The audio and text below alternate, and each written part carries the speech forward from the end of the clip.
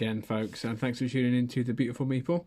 My name's Mike, and today we're going to be discussing the differences between the regular boosters that you can get from Magic the Gathering, the classic draft booster that we all know and love, the set boosters, and the more recent collector boosters. What are they? What can you expect for them to contain? And differences between price points as well. Don't be worried, guys, this isn't just a discussion about what you can expect. We are going to crack the boosters as well, so you'll get to see what we do find. Hopefully there'll be some surprises, but we're going to start at the bottom with the draft booster and see how things go. Just going to put these aside for the minute. So the draft booster is intended for drafting, which the name suggests. Not only because it contains 15 cards, it also, the distribution of rares and mythics are such that no one has a real advantage. If you were to open 6 packs, if you're doing a sealed event or a sealed draft with some friends, the distribution of rares is going to be very similar. So no one's going to have an innately more powerful deck than anyone else. Unlike hopefully you'll see with the set boosters and the collector boosters later, some set boosters can have a lot more rares. But for drafting, this is what you want. Either if you do like an actual draft, or a sealed event.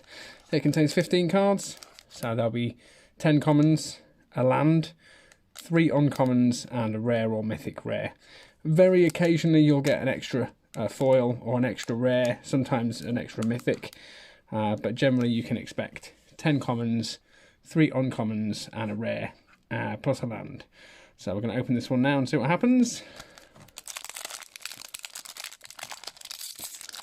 There's usually also a token or a code card at the back.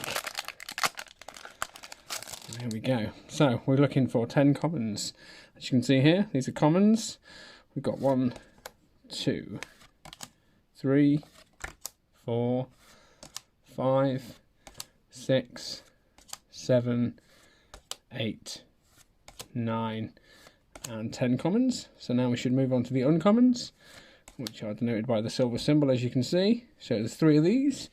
1, 2, and 3. This is nice. We've got a different border on this one. You don't always see these, but they are fairly common in the draft boosters.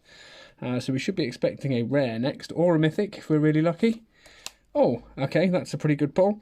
It's a Storm Carved Coast, extended art. Beautiful, lovely card. So we should also get a regular land, which we do. It's a swamp. And then there should be a token card at the back. Oh, we do have an extra card. No, we don't. So we've got a blank card to be used for anything you like there, and an arena card. So there we go. As discussed, as expected. Nice little land pull there, though. Storm Carved Coast. Beautiful. So they're not all bad. You hear some people dissing the draft boosters sometimes, saying they're not very good. They're not worth your money. But as you can see, you can pull some decent cards from them. They're not all a waste of money. So moving on to the set booster. Set boosters aren't generally used for drafting for a couple of reasons. As I briefly touched on with the draft booster, the distribution of rares and mythics in these can be quite swingy. One guy might open 6 packs and get 6 rares, and a guy sat next to him might open 6 packs and get up to 12 or even 15 rares. They really are pretty crazy. The idea behind them was, I believe Magic did some research into the number of people that were actually using draft boosters for draft, and the percentage was reasonably low, so they could see that people weren't buying draft boosters to draft with. They just want to crack them for the cards, so they thought they'd make the experience a bit more enjoyable for those people with the set booster. So these are a little bit more expensive. Based on UK prices, the draft boosters are around about £4 to £4.50. The set boosters can be sort of £5, even £5.50, depending on where you get them from. They contain 12 cards, and the best way I've heard it described before is the idea behind them is that they're like a progressive story as you go through. They start off with an art card followed by a land, which can be foil. It's got a much higher chance to be foil than the draft boosters. And then you'll get 6 cards that are linked together via a theme or a colour. And then things can get a little bit weird, which hopefully we'll see as we go through. So let's get this open and have a look. There we go. So here we go. As we said, There's an art card. Each of the packs comes with an art card. Sometimes they're signed with like a gold foil signature. This one isn't. And then we should see a land straight away on this one. There we go. So everything's working as planned. We've got a forest. I do like these full art lands from Crimson Vow. They're very good. So now we go. The next 6 cards we see here will be linked via a theme or a colour.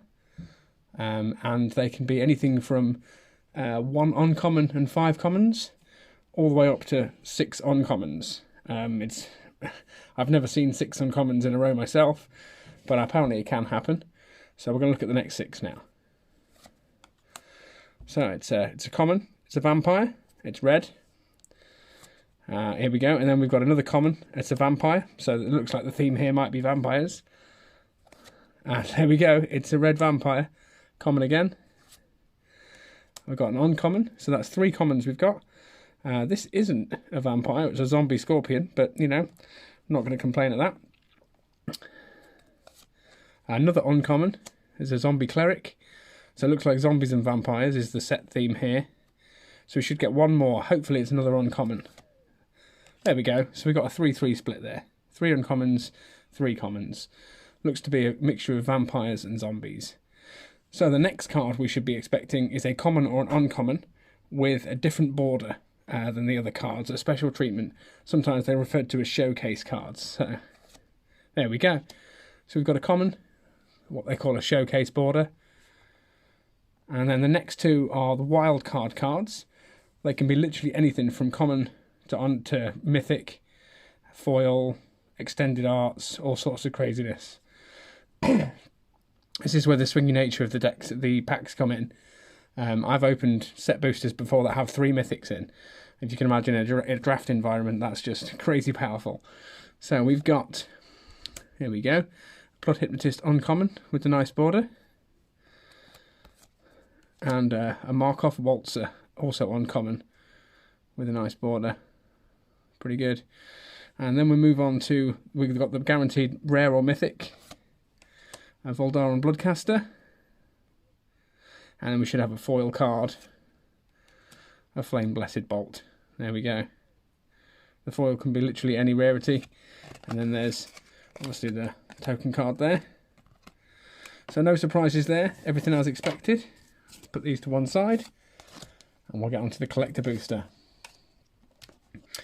So the collector boosters, they've been with us for I think a year and a half or so now. They are a treat, a real treat. Please don't use them for drafting because they're hideously expensive. But I mean, if you want an enjoyable experience where you've got all sorts of crazy decks being made from a draft experience and you've got the money, sure, go for it. These are much more expensive than the regular boosters. They vary, you can pick them up online from around £15, anyway up to £25, depending on where you purchase them from. They do contain 15 cards again, so same number as a draft booster. However, the vast majority of cards in this pack will either be a foil, or if not foil, there will be extended art or showcase varieties and things like that. So it is a treat. You do see some pretty crazy art forms of the cards in these packs, which hopefully you'll see from this opening here. And also the chase cards, if you like, the cards that people really want, usually come from collector boosters. If you are buying these in the hope of making money, you're in the wrong game. It's a gamble. Occasionally you will find a really nice card that's worth some money, but it's more about the experience of opening some really cool cards. These Crimson Vow boosters are really hard to open as well. Here we go. Can we get in? Makes for great viewing. There we go. So as you'll see, the vast majority of these cards are foil cards and extended arts. Oh, come off, please come off. There we go. So we go straight in. Foil. Herald of Hope. A Siphon Essence of the foil. As you can see, these are all going to be very foily. I think you're guaranteed a foil land as well. So all commons so far. And just a couple of uncommons maybe. Vile Spawn Spider, all foil. And another uncommon foil. There we go. That's a very flashy. In fact, that's the foil version of the forest we pulled from the set booster. That's pretty cool. Very nice, very shiny. Now this is where things can really go crazy. So what have we got? There's an Edgar Charmed Groom. That's a cool card. Foil. Disorder in the Court. Oh, that's one of the Commander cards. The Crimson Bow Commander set. Full art. A Graph Reaver, another rare. Full art. Unholy Efficient. These are the showcase different border cards. Oh, I've got Search the Count's Castle. It's a handy one. It's really common, that one. I know it's an uncommon, but everyone seems to get this. An Ange. I've already got one of those, but that's cool. And in fact, there we go. That proves my point. We just got a Search the Count's Castle and a foil Search the Count's Castle from the same pack. So, and we've got a Demonic Bargain, full art foil, and I think this is double-sided. Yeah, you get foil tokens as well. Token Wolf or Spirit foil. So there you go. As you can see, guys, a lot of crazy full art cards that are foil or otherwise.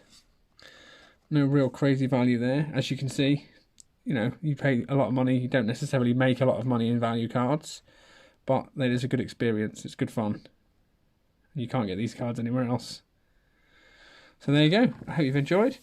Please like and subscribe, and we'll hopefully get some more packs open for you soon, guys. Thanks very much. Cheers.